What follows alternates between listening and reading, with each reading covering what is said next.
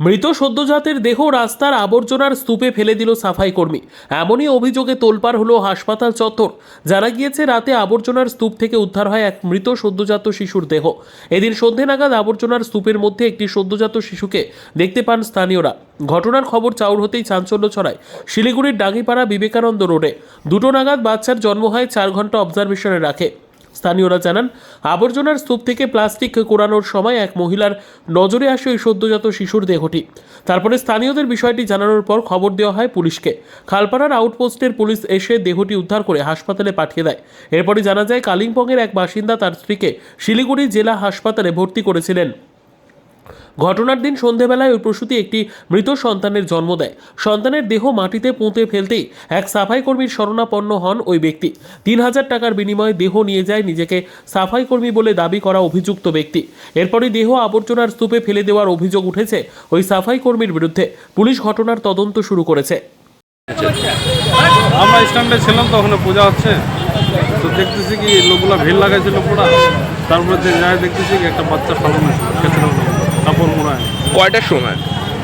আমি তো কয়টার সময় আসছিলাম জানি না, কিন্তু আমি 7:40 দেখছি। আপনি দেখেছেন? পুলিশ এসেছিল? পুলিশ আসলে নিয়ে গেছে। কি বলবেন যে এরকম একটি ঘটনা? কি আর বলবো আর দেখো। আপনার নাম? वो बोला है हम तो जान पहचान नहीं है। वो बोला हम जान पहचान वाला है। वो स्वीपर लेके आया था। वो स्वीपर लेके आके बच्चा दिया। 4000 मांगा, बोला 3000 ले लिया। अच्छा, तो इसका डेथ सर्टिफिकेट दिए। ये डेढ़ सर्टिफिकेट। बेबी कहाँ से निकला? बेबी ऊपर से। ऊपर से कैसे निकला बेबी? ऊपर से कौन दिया बेबी? बेबी वो सिस्टर दिया। कितना लिया पैसा? इधर तो नहीं लिया हाँ, कौन लिया पैसा? पैसा। वो जो दफन करता है ना, हाँ वो लेके गया। हाँ। आपका घर कहाँ पर है? इधर कालीपुर में आपका बीबी है एडमिट? है। आपका बीबी एडमिट है? एक मिनट। बच्चा कब हुआ? बच्चा 2 बजे हुआ। आज 2 बजे हुआ। तो फिर 6 बजे निकाला है। 6:15 में। 6:15 में। क्या है, लड़का या लड़की? लड़का है। Bureau report, PB news. আপনার কি ফ্ল্যাট দরকার? চলে আসুন রয়্যাল কনস্ট্রাকশনে।